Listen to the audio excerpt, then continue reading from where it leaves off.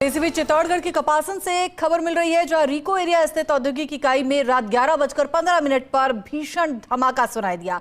तेज धमाके से करीब 5 किलोमीटर क्षेत्र में धरती कांपने लगी। लोग दहशत में घरों से बाहर निकल गए। सूचना मिलते ही फायर ब्रिगेड की कई दमकल मौके पर पहुंची। राहत कार्य में फिलहाल दमकल की गाड़ियां जुटी हुई है। लगातार हो रहे धमाकों के चलते औद्योगिक सुरक्षा पर सवाल उठ रहा है। प्लांट में बॉयलर फटने की आशंका जताई जा रही है। जिला कलेक्टर आलोक रंजन और एसपी मनीष त्रिपाठी ने हालात पर संज्ञान लिया। दोनों अधिकारियों ने प्रशासनिक अमले को मौके पर भेजकर स्थिति सामान्य करने के निर्देश दिए हैं।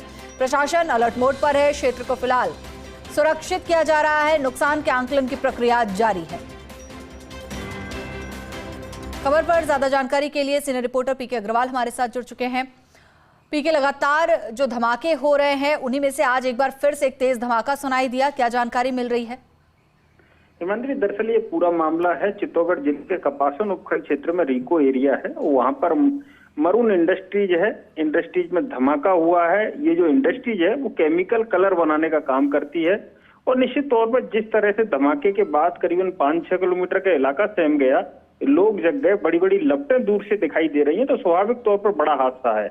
और पुलिस अधीक्षक हैं मनीष त्रिपाठी, जिला कलेक्टर हैं आलोक रंजन, दोनों की पैनी नजर है पूरे मामले पर। डिप्टी एसपी हरजीलाल यादव हैं, थाना अधिकारी सुनील शर्मा हैं, ये मौके पर पहुंच गए। दमकलें मौके के लिए रवाना हो रही हैं। चित्तौड़गढ़ जिले की जितनी भी औद्योगिक इकाइयां हैं वहां से भी दमकलें भेजी जा रही हैं।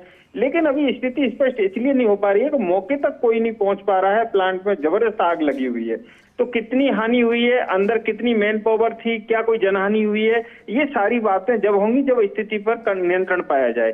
फिलहाल कलेक्टर और एसपी मौके के लिए रवाना भी हो सकते हैं, लेकिन स्थिति भयावह बनी हुई है। लोगों में दहशत का माहौल और अंदर जो छोटे छोटे धमाके हो रहे हैं उससे लग रहा है कि स्वाभाविक तौर पर कहीं प्लांट के अंदर कोई गैस सिलेंडर तो नहीं है जो फट रहे हो, या कोई और ऐसा सामान तो नहीं है, ड्रम वगैरह तो नहीं है इनमें आग लगने के बाद फट रहे हो। तो ये सब जांच का विषय। फिलहाल स्थिति नियंत्रण में होनी चाहिए और उम्मीद करनी चाहिए कोई जनहानि नहीं हो। लेकिन फिलहाल अधिकारी मौके पर हैं और कलेक्टर एसपी मौके पर जा सकते हैं, लेकिन स्थिति भयावह बनी हुई है। दमकलें मौके के लिए रवाना हो रही है। जी मानसी। बिल्कुल पीके, और तस्वीरें भी इस वक्त हम दिखा रहे हैं कि पूरा आसमान जो है उसमें आग की लपटें नजर आ रही है। साथ ही साथ आपसे फिलहाल ग्राउंड जीरो की क्या स्थिति है ये भी आपसे जानना चाहेंगे।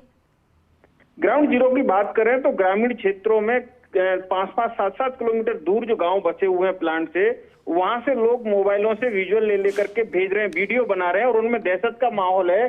कहीं कोई धमाका हो तो कहीं हमारे ऊपर ना आ जाए, और स्थिति ऐसी बन गई है कि लोग कांप रहे हैं। लेकिन बड़ी बात यह है कि प्रशासन अलर्ट मोड पर है। प्रशासन, पुलिस मौके पर पहुंच गई है और स्वाभाविक तौर पर पास में कोई नहीं पहुंच पा रहा है क्योंकि आग की लपटें बहुत ज्यादा हैं। फिलहाल स्थिति ये है कि जो प्लांट के अंदर और पास लोग हैं रीको एरिया में, वहां के जो प्लांट के मजदूर है वो भी भाग करके दूसरे प्लांटों के छोड़ करके बाहर आ गए हैं। लेकिन मौके पर जब वस्तु स्थिति सामने आएगी, क्योंकि 11:15 का ये मामला है और फर्स्ट इंडिया सबसे पहले 11:15 बजे से ब्रेक कर रहा है, तो स्वाभाविक तौर पर समझ सकते हैं कि 30 मिनट के अंदर क्या हालात बने होंगे। और अभी हालात जो हैं, गाड़ियां चारों तरफ से दौड़ रही हैं, सायरनों की आवाज आ रही है, तो स्वाभाविक तौर पर माना जा सकता है कि मामला बड़ा है। लेकिन हम यही कोशिश कर रहे हैं, उम्मीद करें कि वहां कोई जनहानि नहीं हो, लेकिन फिलहाल हालत भयावह बने हुए हैं। जी बिल्कुल पीके, उम्मीद यही है कि किसी तरह की कोई जनहानि नहीं हो। साथ ही आपसे ये भी जानना चाहेंगे कि क्या ये पता चल पाया कि किस चीज का ये प्लांट था? जी मंत्री, प्रथम दृष्टया सामने ये आया है कि जो प्लांट है वो रीको एरिया में मरून इंडस्ट्रीज के नाम से है और यहाँ केमिकल कलर बनाने का काम होता था इस प्लांट के अंदर। अगर धमाका वही हुआ है तो स्वाभाविक तौर पर संभवतः प्रथम दृष्टया यही माना जा रहा है कि वही प्लांट है मरून इंडस्ट्रीज जहाँ केमिकल कलर बनाए जाते हैं। तो स्वाभाविक तौर पर जहाँ केमिकल है और कलर बनाने के लिए तो विस्फोटक होना स्वाभाविक है कि जिस प्रकार से तेजी से आग पकड़ने वाले केमिकल होते हैं जिनसे कलर बनते हैं, और जिस प्रकार से तारपीन होता है, दूसरी चीजें होती हैं, एसिड वगैरह होते हैं जिनसे तेल का कलर बनाने का काम होता है, तो स्वाभाविक तौर पर ये कहना तो कोई गलत नहीं होगा कि वहाँ विस्फोट हुआ तो आग लगी, क्यों कलर में खुद आग लग जाती है। तो स्वाभाविक तौर पर आग ज्यादा है, लपटें ज्यादा हैं। इंडस्ट्रीज में कितना माल था, क्या प्रोडक्शन वहां से होता था, सप्लाई वहां से होती थी।